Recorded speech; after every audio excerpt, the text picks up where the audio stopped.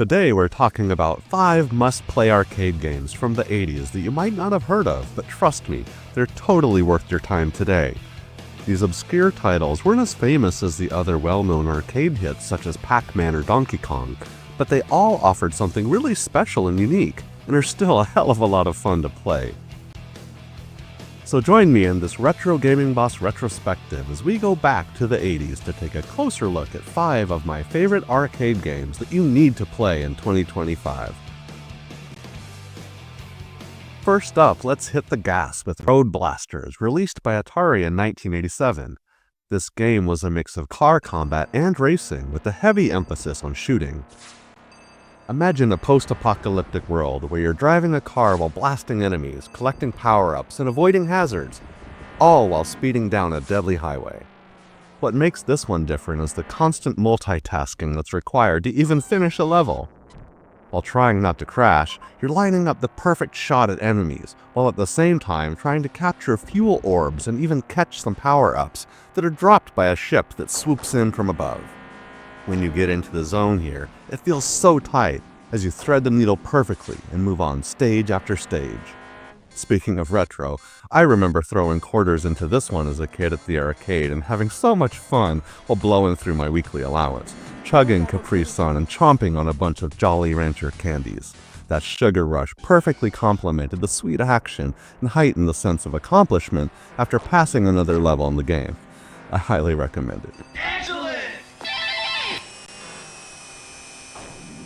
So before our next game, I'd like to invite you to subscribe to my YouTube channel, which is always here for a quick retro gaming break whenever you need it. I appreciate your support, since it's the only way that YouTube will highlight my videos and help me to grow.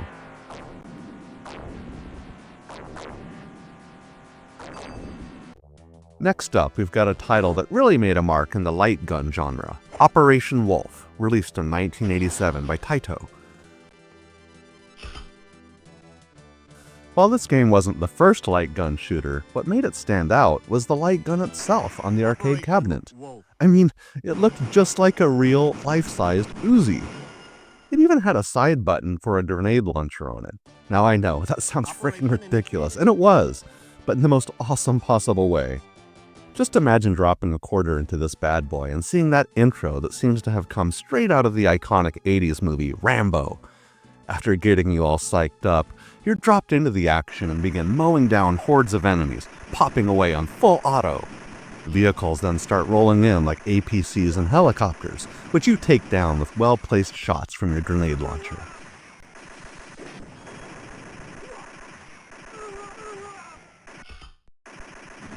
The feeling this one gives you of being on a one-man commando mission is pretty unforgettable.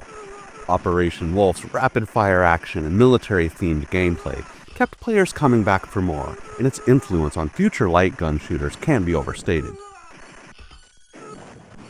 But I've gotta say, like many other arcade games from the 80s, the difficulty on this one is really tough, and I found it to be much easier to make progress using the light gun on the arcade version compared to playing it with a gamepad today running in emulation.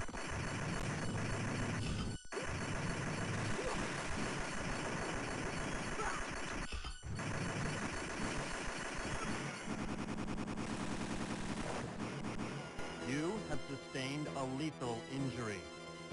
Sorry, but you are finished here. Now let's take to the skies with Squadron, released by Capcom in 1989. This is a side-scrolling shooter that has you piloting a jet through various missions, taking on waves of enemy planes, tanks, and some mega bosses.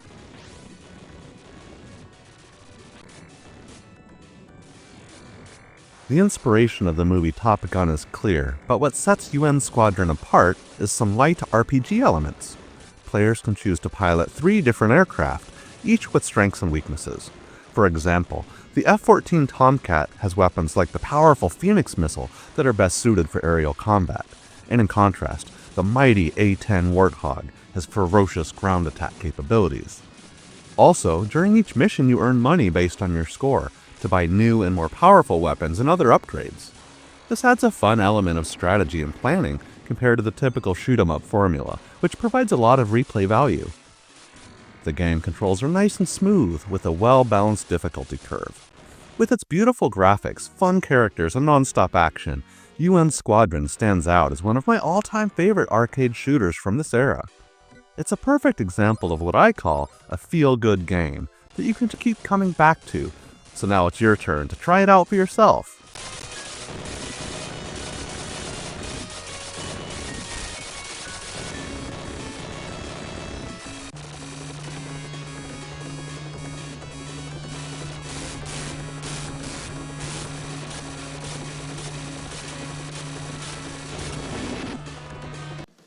If you enjoy this content, I've put a link in the description below of the playlist of all of my other videos that you might also like, so check it out and stick around for a while.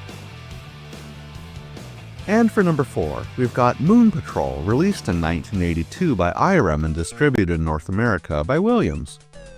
This was one of the first arcade games that I ever played that featured parallax scrolling, a graphics technique that gives a pretty convincing illusion of depth by moving the background layers at different speeds than the foreground. You control a moon buggy navigating through the vast expanse of a rough lunar terrain. As you're driving across the wide open environment, you'll need expert timing to avoid all of the craters, rocks, and alien attacks. Even playing it today, the game's background produces an impressive pseudo 3D depth, and that's saying a lot for a game that's over 40 years old. Its unique control system blends constant jumping and shooting and makes this one a winner. Becoming skilled at this game is much easier said than done. A couple of decades after Moon Patrol hit the arcade, the popular space RPG Mass Effect from 2007 pretty much cloned the Moon Rover with its Mako vehicle. If you've played both of these games, you'll see it immediately, which I thought was a pretty neat throwback to the original arcade game. The simple concept and brilliant gameplay of Moon Patrol make it a classic and definitely one of the underrated gems from the arcade scene from the early 80s.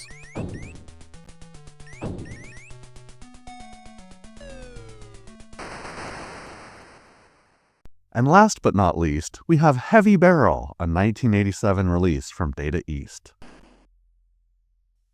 This is a top-down run-and-gun shooter where you play as a soldier trying to stop the forces of an evil general. The one and only reason to play this is to collect the different parts of a super-secret weapon throughout each stage. When you get your hands on that final piece, a voice from the console yells out, "Heavy Barrel!" And then you get the pleasure of having a massive cannon strapped to your character that sprays out fiery plasma death to everyone and everything on screen. It's the ultimate gaming power fantasy, and kind of reminds me of that smart gun scene from the classic 80s movie Aliens that blasts a path through swarms of enemies. Let's rock! So, even if the rest of the game is pretty vanilla, when you hear that battle cry, "Heavy Barrel!" it's just so worth it and an absolute joy to play through.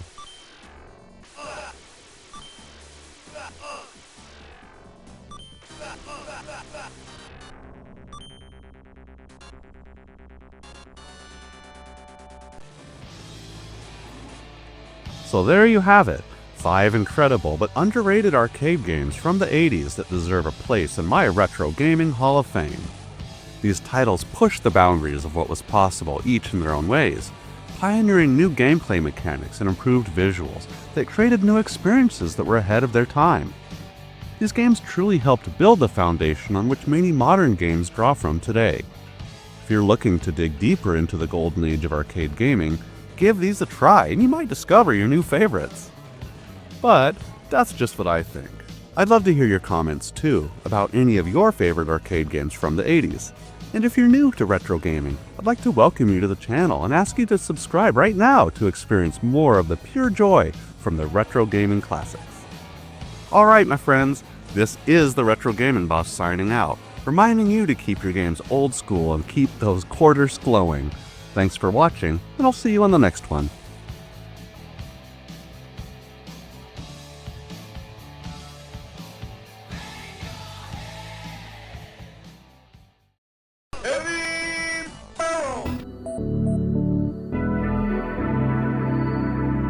I remember as a kid watching the 1982 Arnold Schwarzenegger blockbuster movie Conan the Barbarian over and over. Back in those days, the larger-than-life characters and adventure portrayed in the film really ignited my imagination. Fast forward to 1989 when Sega released Golden Axe on the arcade, which brought gamers of all ages a chance to leap into a hack-and-slash fantasy that felt just like being in the movie. Recalling how much I enjoyed both led me to create this video to explore the movie's influence on the game, as well as the creative team at Sega that brought the game to life.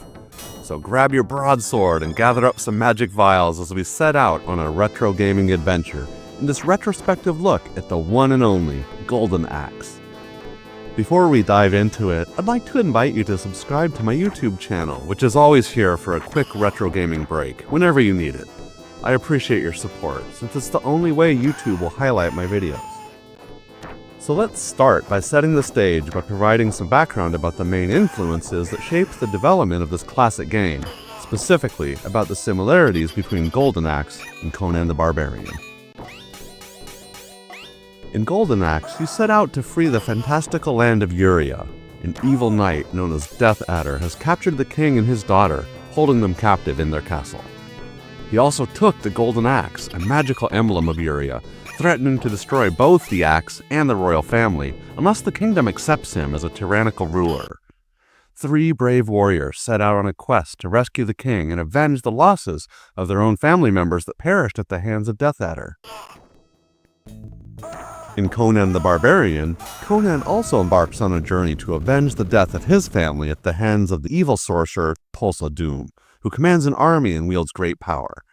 Both stories center around a hero's quest to defeat a powerful, tyrannical villain and reset the scales of justice. Sega drew inspiration from the movie's sword and sorcery aesthetic, with the playable characters closely resembling the heroes featured in the film. The development team wanted each hero to have distinct and easily recognizable designs. They tapped into some fantasy genre archetypes to do this, creating the iconic Axe Battler, a Conan-like barbarian who is muscular and deadly warrior.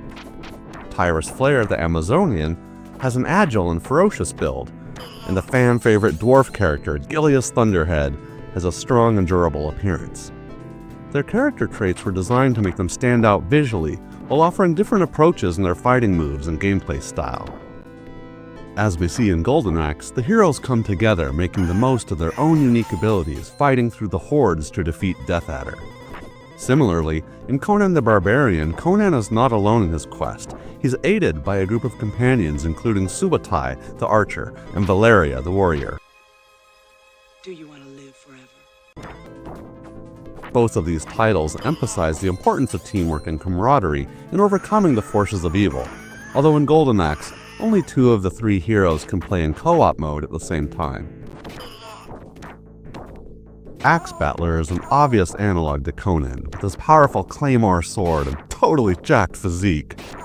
Similarly, Tyrus Flair has a clear resemblance to the character Valeria, who is Conan's love interest in the film and a total badass in her own right. As an exception, Gilius Thunderhead is more similar to the dwarf Gimli from the Lord of the Rings trilogy than anything in the Conan movie, but still makes a perfect companion to the Conan-themed characters in the game. Each character can also unleash their own devastating magic attacks capable of turning the tide in the most crucial moments of battle, even when facing overwhelming odds. The feeling you get after saving up your magic vials right up until the end boss of each stage and uncorking them at the opportune moment is so incredibly satisfying and a really fun gameplay innovation. From the blast of Axe Battler's volcanic earth magic to Gilius' shocking electrical rage and Tyrus' burning fire vengeance, the visual effects when unleashing your magic are pretty striking, especially when your magic meter is fully topped up. Speaking of magic, those little elves or gnomes or whatever the hell they're called were so annoying and always kind of pissed me off. I don't know about you, but it always felt so good to kick the living shit out of them and pick up the magic vials they drop. This is especially true after they've stolen them from me while sleeping. I remember the little break scenes between levels, with me and my friends hacking frantically and kicking those little bastards to get their loot. Haha, some good memories. Both Golden Axe and Conan the Barbarian feature a variety of fantastical enemies and creatures. In Golden Axe, players fight against various warriors, skeletons, and dragons, while Conan the Barbarian faces creatures like giant snakes and tribal warriors, all contributing to the film's dark fantasy atmosphere.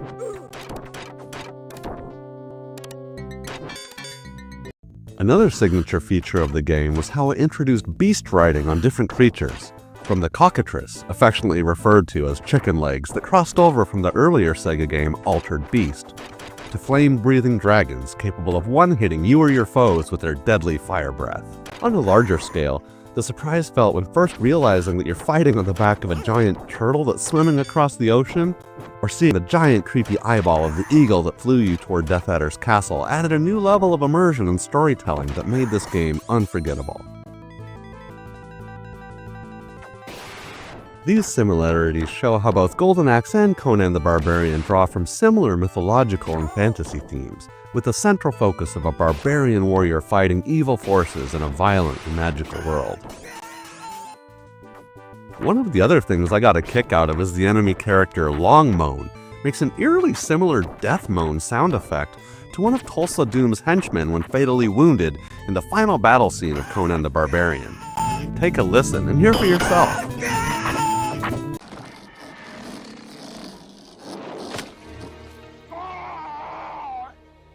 You hear the similarity? I thought it was pretty cool the devs would put in a similar sounding sample into the game, and didn't realize this until years after the game came out. Like the sweeping symphonic musical theme in Conan, the background music of Golden Axe is widely praised for its epic and orchestral feel. The game's memorable soundtrack perfectly complements the action on screen, drawing on medieval-style motifs with a touch of added drama. The game's music has become one of its most enduring aspects and added so much to the overall experience and feelings you get when playing this masterpiece.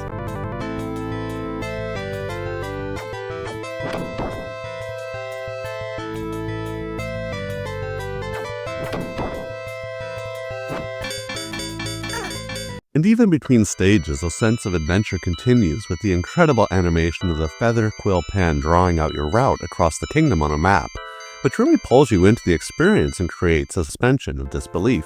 What I still find really neat is how this was all done without the need for any photorealistic 3D texture-mapped graphics. The way even the simple animation triggers your imagination and makes you feel like you're experiencing your own hero's quest was a wonderful touch and pure Sega magic. Alright, so now that we've taken a look at how Conan inspired the development of Golden Axe, let's shift gears for a moment to the creative development team itself that brought Golden Axe into the world for generations to enjoy.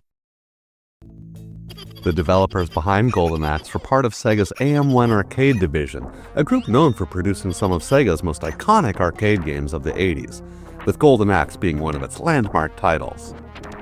Unlike some of the other larger Sega projects, Golden Axe was developed by a relatively small team. The game was created by Sega in-house, with a mix of designers, programmers, and artists working together in close quarters. The small team dynamic helped foster the creativity needed to produce the game's distinctive look and gameplay.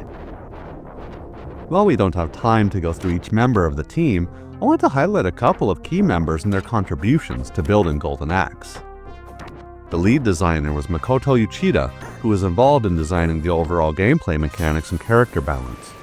He contributed to creating the unique combat system that defined Golden Axe, with its combination of melee combat, magical spells, and beast riding. His refined eye for detail ensured that the game was not only fun, but offered a deep level of interactivity and unparalleled immersion. Toru Nakayashi was responsible for composing Golden Axe's memorable soundtrack. His use of orchestral-style music, blending dramatic and heroic themes, was innovative for the time. The soundtrack was designed to reinforce the game's fantasy atmosphere and deliver a cinematic experience. When you hear the score playing in the background, it's easy to understand how integral it is to the game's lasting legacy. This creative team worked in collaboration with Sega's hardware engineers, who produced the legendary System 16 arcade board that powered Golden Axe, amongst other popular Sega games at the time.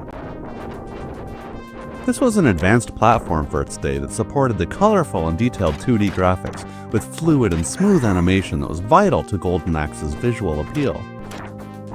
Watching your characters in action as you pummel the living snot out of enemies always felt so satisfying. The development team at Sega AM1 knew that their special blend of cooperative gameplay, fantasy elements, and arcade action would make Golden Axe an instant hit. The legacy of this game is still profound today, even more than 30 years after its release. I mean, here we are, still reminiscing about it. And after all this talk, I'm starting to feel the need to play through now one more time, and maybe watch Conan again while I'm at it. Don't you know the Dewey Decimal System? Conan the Librarian. How about you? Did you like Conan or play this classic back in the day? Give me a thumbs up and drop a comment below about your favorite memories. Also be sure to subscribe and support this channel so I can bring you more videos of your favorite retro games. Alright my friends, this is the Retro Gaming Boss signing out, reminding you to keep it old school and keep on fighting the good fight. Thanks for watching, and I'll see you on the next one.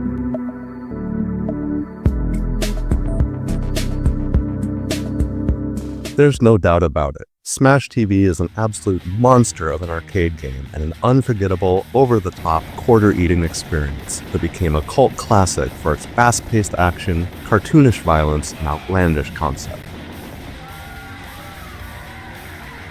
Developed by Midway and released in 1990, Smash TV was a video game adaptation of the TV game show format, but with a deadly twist. The overall experience was clearly influenced by the 1987 action movie The Running Man, starring Arnold Schwarzenegger. At the time of the game's release, there was a pop culture trend underway to market products to Generation X as extreme, with this game being a prime example.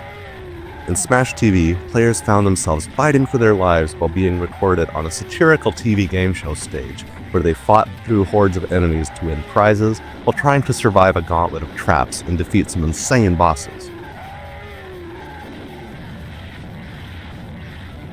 In this episode, we're going to rewind and see what made this such a memorable experience and so fun to play. So sit back, relax, and enjoy this Retro Gaming Boss review of Smash TV. At its core, Smash TV is a top-down run-and-gun shooter. Its dual-stick controls were really unique at the time, which allowed for a greater level of precision and fluidity of movement compared to many other arcade shooters. Smash TV's addictive gameplay comes from its simplicity and intensity. The game is incredibly easy to pick up. Just use one joystick to move and the other to auto-fire constantly in any direction, even when facing the opposite direction from your movement on screen. However, mastering the game also requires quick reflexes as players are bombarded with wave after wave of totally psychotic baddies. The main gameplay loop revolves around shooting everything in sight while dodging enemies and maximizing the use of weapon power-ups. As players progress through different arenas, they encounter increasingly challenging enemies, traps, and some mega hardcore brawls with huge bosses that felt almost indestructible. What truly sets Smash TV apart is its relentless and frenetic action. To survive requires constantly moving, adjusting your direction of fire, and the pace never lets up. Decades before gamers would experience Doom Eternal's high-speed and almost suffocating pace of action, Smash TV was itself breaking the boundaries of intense action that gamers could endure, but still enjoy.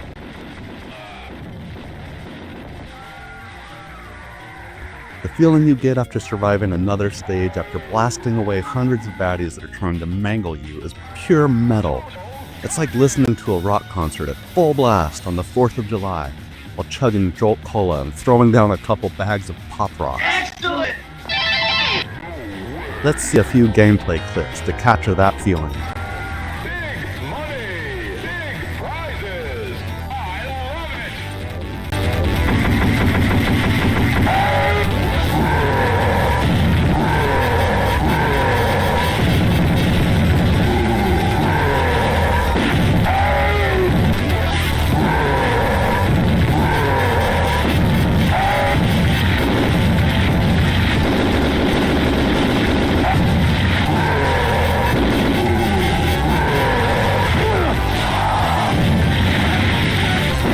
Add to that the game's satirical take on the greed-driven, exploitative nature of television game shows, and you get an explosive experience that is both fun and addictive. In terms of graphics, Smash TV made a big impact with its colorful, pixel art style that embraced the high-energy, futuristic theme of the game. The art direction and visual presentation is really striking, with tons of well-animated sprites on screen at all times. Each arena was filled with little details that added to the chaotic atmosphere. The game's violence has a comical, tongue-in-cheek tone that was exaggerated and cartoonish, kind of like what you'd see in an episode of the Itchy and Scratchy show on The Simpsons, and was certainly not meant to be taken seriously. The non-stop explosions and sheer number of enemies on the screen at one time create a sense of all-out chaos that is so immersive and exciting. These elements ratchet up the extreme gameplay and make it oh so easy to keep pumping more quarters into the arcade cabinet to keep the adrenaline rush from ending. When I was a kid, I remember gladly breaking $5 and $10 bills into more quarters at the arcade and throwing them into this bad boy with reckless abandon. It all just felt so badass and fun to keep playing, and once you get started, you didn't want the party to end. The audio design played a huge role in making Smash TV memorable and really heightened the impact. The game's music was fast-paced and electronic, matching the frantic nature of the gameplay. The sound effects, such as the rapid-fire pounding of bullets, deep explosions, and brutish groans from the bosses, add a visceral sense of power and a hardcore edge not heard in other contemporary games.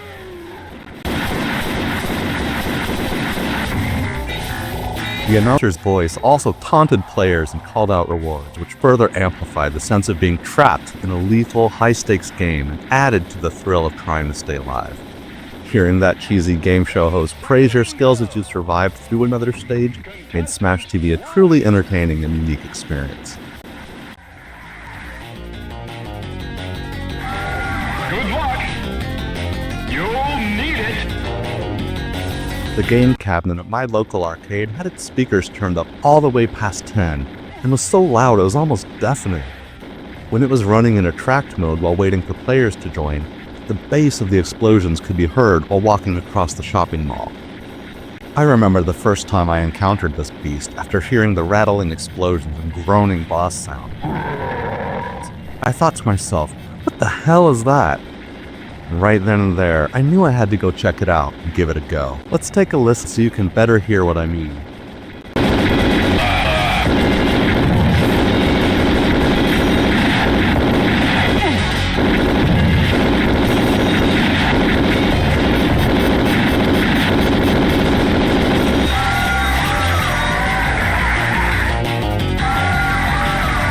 While Smash TV's popularity was fueled by its extreme concept and relentless action, it's also important to understand the context and setting of when the game was released.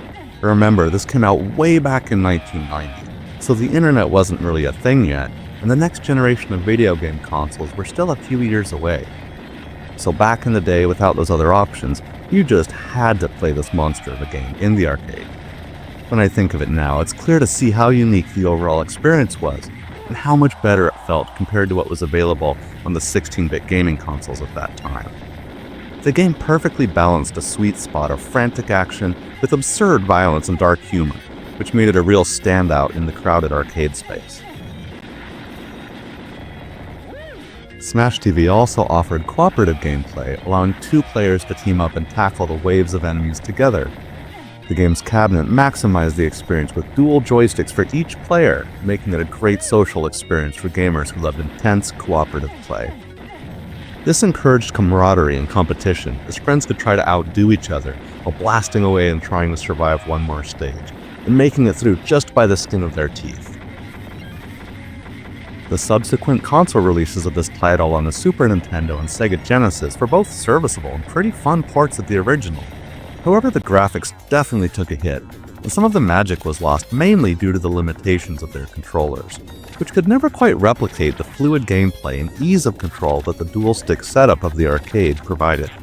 While this game's pure joy throughout, my one criticism is there's too much repetition, with what feels like too many stages that ramp up to an unbelievably hard level of difficulty, especially later in the game. But let's remember, this is an arcade action classic that defines its genre and is unabashedly proud of what it is and doesn't pretend to be anything else. Whether you're a fan of the game or not, its impact and legacy stands on its own and certainly shouldn't be compared to other types of games like the sophisticated immersive sims that are available today. Smash TV remains an arcade classic because of its unique gameplay mechanics, ridiculous humor, and sheer intensity of its action. It combined the thrill of a violent shooter with the campy appeal of a game show, creating an experience that was unlike anything else at the time. Whether you're a fan of retro arcade games or just looking for something different that offers fast and satisfying action, Smash TV is a must-play and will always remain a timeless arcade legend. So if you played this game back in the day, then give me a thumbs up and leave a comment below. I'd love to hear what you think about it. Also be sure to subscribe and support this channel so I can bring you more videos of your favorite retro games. Alright my friends, this is the Retro Gaming Boss signing out. Thanks for watching and I'll see you on the next one.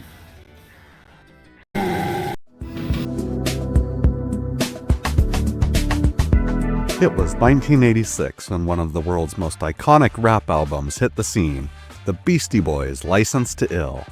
Also released in the same year was the timeless classic, Rampage. Just picture it. 3 rambunctious teenage friends huddled in front of the game, pounding buttons as they smashed their way through level after level, singing along to Fight for Your Right as their theme song. When these pop culture powerhouses combined, it wasn't just the game or the music. It was an explosive mix that lit a fire, creating an unforgettable moment in time. It was the happiness of screwing around with your friends and banging the side of the arcade cabinet when you ran out of quarters and saw the game over screen appear. In a remarkable way, both Rampage and the Beastie Boys embodied the same defiant spirit of the day that was obnoxious, loud, chaotic, and just so damn fun to play. So let's hit rewind and fight for our right to experience the OG arcade classic Rampage in this Retro Gaming Boss review. Growing up as a kid in the 80s before online and mobile games, I loved chilling with my homies at the arcade, trying to stay out of trouble as our carefree Saturday afternoons passed by. A highlight of that day and age was the all-out smashing spree that is Rampage. Now that I think of it, there aren't really many other games so easy to get into and quite as much fun, especially when raising hell with a couple of your friends. So here's the deal. It's you and your buddies in control of giant destructive monsters. You get to choose from 3 ferocious beasts: George, the King Kong-like gorilla, Lizzie, the giant green lizard, or Ralph, the massive werewolf.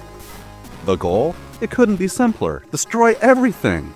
This includes knocking down skyscrapers, stomping on police cars and tanks, punching helicopters, and even gobbling up innocent bystanders. Whatever you want, as long as you keep laying the smackdown on the entire city around you. As you would expect, the gameplay is visceral, of course, giving you a smash-em-up power trip throughout. Rampage was, and still is, an absolute blast, which is why it's loved by so many different generations spanning the decades.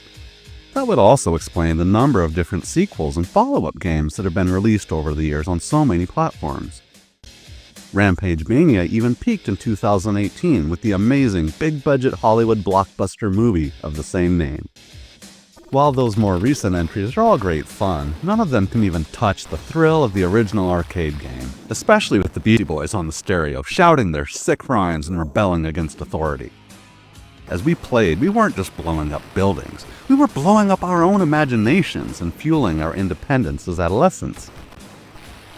You see, the Rampage wasn't just on the screen, it was in our minds, backed by the rebellious beats of the music. The hip-hop metal tunes of the Beasties perfectly complemented the chaos unfolding in the game.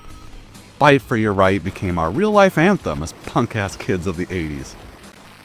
This mixture was so liberating and felt like giving a big middle finger to everyone and everything. Our Rampage was against school and homework, against our parents, and even against the neighborhood bully. You name it, and we crushed it as we thrashed about, creating havoc in stage after stage. This action was a great diversion from the day-to-day boredom and conformity of the small town where I grew up. Because in real life, we were just some scrawny, insecure kids.